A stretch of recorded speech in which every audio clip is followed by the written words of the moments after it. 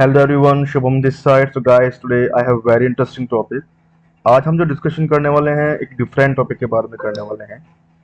So guys, यदि आप इस चैनल पे फर्स्ट टाइम विजिट कर रहे हैं तो आप इस चैनल को सब्सक्राइब करें और लाइक करें, क्योंकि यदि मैं कोई भी टेक्निकल स्किल्स की वीडियो अपलोड करता हूं तो उसका नोटिफिकेशन आपको रिसीव हो। ठीक है, क्योंकि अक्सर मैं टेक्निकल स्किल्स के बारे में वीडियो अपलोड करता रहता हूँ। आप मेरी प्रीवियस वीडियो भी जाकर देख सकते हैं। ठीक है, सो गाइज आगे बढ़ते हैं और डिस्कशन करते हैं about this topic. So guys, topic है कि आईटी कंपनीज में डाटाबेस का यूज क्या होता है, किस लिए आईटी कंपनीज डाटाबेस का यूज करती है। ठीक है, सो गाइज अब हम बात करते हैं डाटाबेस की। डाटाबेस बेसिकली है क्या? Database is a collection of the information.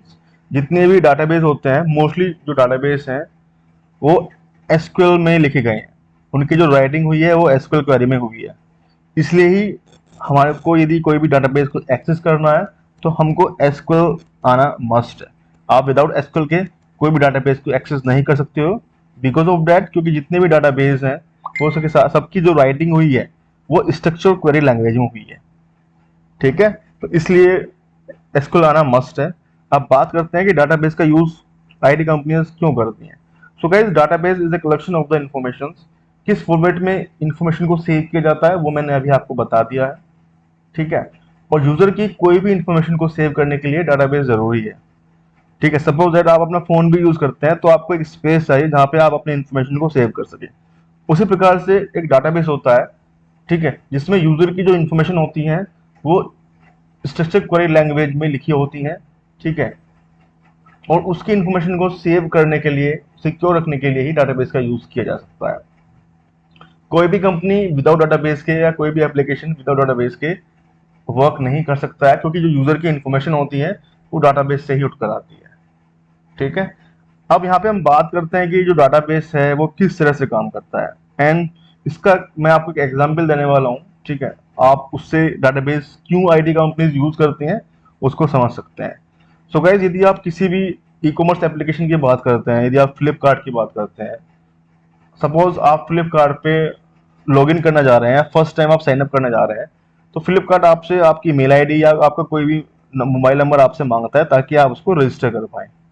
ठीक है, जब आप रजिस्टर करते हैं, जब आप रजिस्टर कर रहे हैं फ्लिपकार्ट की साइट पे, एप्लीकेशन पे, तो सेम टाइम पे फ्लिपकार्ट के डाटाबेस में एक एंट्री बनती है।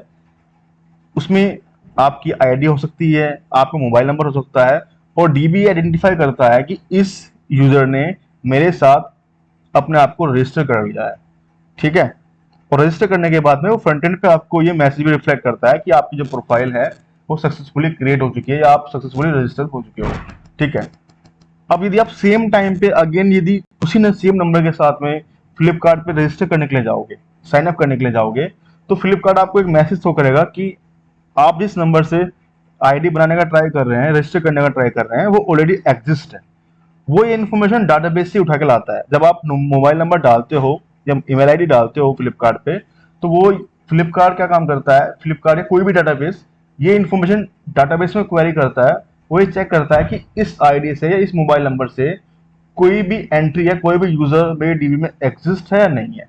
यदि एग्जिस्ट होता है तो वो आपको रिफ्लेक्ट करता है कि इस आईडी से ऑलरेडी यूजर एग्जिस्ट है।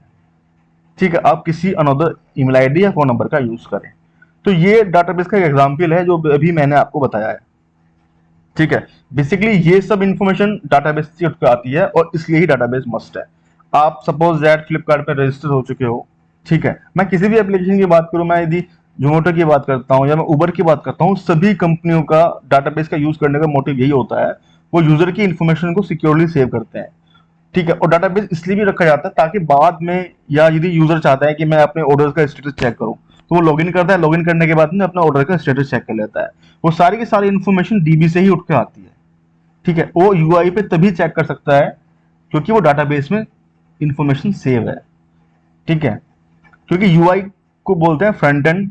जो आज स्क्रीन आपको दिखती है, जो एप्लीकेशन आपको दिख रहा है, जहां पे आप नंबर डाल रहे हो या आईडी डाल रहे हो, उसको फ्रंट एंड या यूआई बोला जाता है।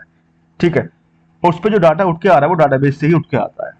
इसके बैकग्राउंड में क्वेरी लगी होती है। जब आप फोन नंबर डालते हो या ऑर्डर स्टेटस पे क्लिक करते हो तो वो क्वेरी वहां पे एग्जीक्यूट होती है और विद इन माइक्रो सेकंड में आपको रिजल्ट रिफ्लेक्ट करती है ओवर द यूआई या फ्रंट एंड पे। ठीक है, जो भी आपका पेटीएम ऐप है या जो भी आपका फ्लिपकार्ट का ऐप है, ठीक है, सबका प्रोसेस सेम ही होता है, चाहे वो पेटीएम एप्लीकेशन हो, चाहे वो फ्लिपकार्ट हो, चाहे अमेजन हो, सबका तरीका सेम ही होता है, ठीक है। सबका मोटिव सेम ही होता है, वो डाटाबेस इसलिए यूज करते हैं ताकि यूजर की इन्फॉर्मेशन को सिक्योरली सेव कराया जा सके और यूजर किसी भी टाइम पे अपने इन्फॉर्मेशन को एक्सेस कर सके।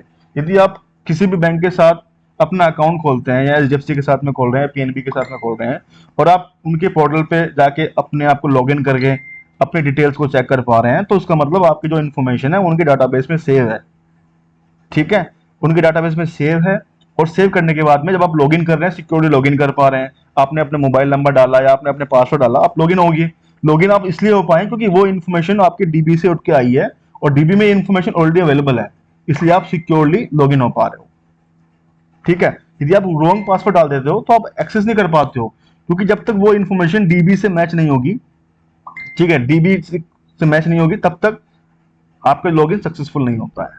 तो ये पर्पस होता है कि इसलिए आईटी कंपनी डाटाबेस का यूज करती है, ठीक है। और जितनी भी डाटाबेस में क्वेरीज लिखी होती हैं, सारी राइटिंग इन्फॉर्मेशन की वो स्ट्रक्चर क्वेरी में लिखी जाती है, इसलिए ही एसक्यूएल को आना मस्ट है, क्योंकि विदाउट एसक्यूएल के आप किसी भी आईटी कंपनी में डाटाबेस को एक्सेस नहीं कर सकते हो।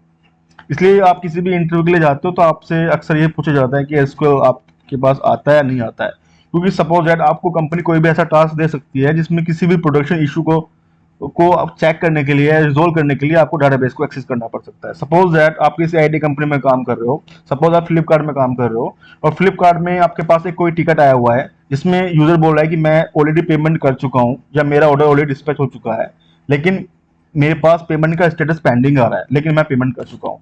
तो उस केस में जो प्रोडक्शन एनालिस्ट होते हैं, जो टैक्स सपोर्ट के बंदे होते हैं, वो डीबी से क्या काम करते हैं, वो नंबर से या ऑर्डर आईडी से, जो ऑर्डर आईडी यूजर शेयर करता है, उस ऑर्डर का स्टेटस चेक करते हैं डीबी में, वो क्वेरी मारते हैं डीबी में, ठीक है। सपोज दैट कोई भी टेबल है ऑर्डर नाम की, सिलेक्ट स्टार फ्रॉम ऑर्डर करेंगे, ठीक है, और ऑर्डर करने के बाद में ऑर्डर आईडी डालेंगे और उसका स्टेटस चेक कर सकते हैं।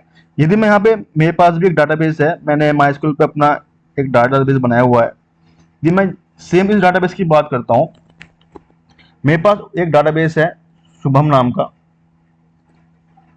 मैं इसको इसलिए एक्सेस कर पा रहा हूँ क्योंकि ये इन्फॉर्मेशन मेरे डीबी में सेव है, मैंने यहाँ पे डाटाबेस क्रिएट किया हुआ है। यदि मैं यहाँ पे लिखता हूँ शो टेबल्स,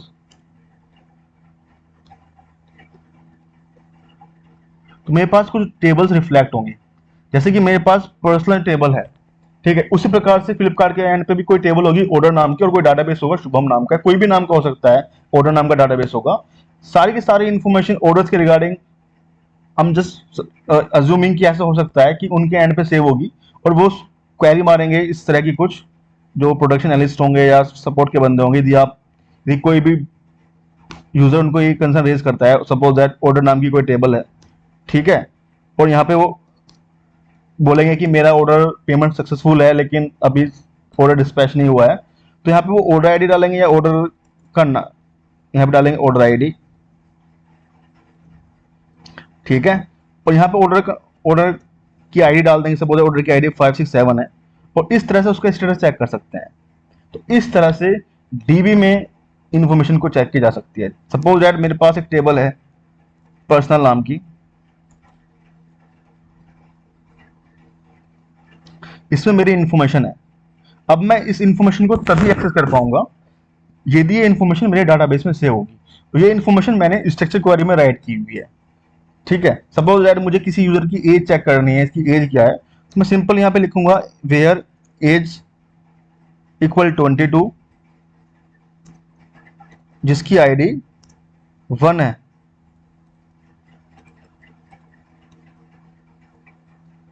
इक्वल 1। तो मेरे पास क्या होगा, मेरे पास इस यूजर की इन्फॉर्मेशन आ जाएगी। वो इन्फॉर्मेशन इसलिए आ पा रही है क्योंकि मेरे ने इसको डाटाबेस में बनाया हुआ है, मैंने इस पर क्वेरी लिखी हुई है, ये इन्फॉर्मेशन मेरे डाटाबेस में सेव है। इसी तरह से आईटी कंपनीज में डाटाबेस मस्ट होता है।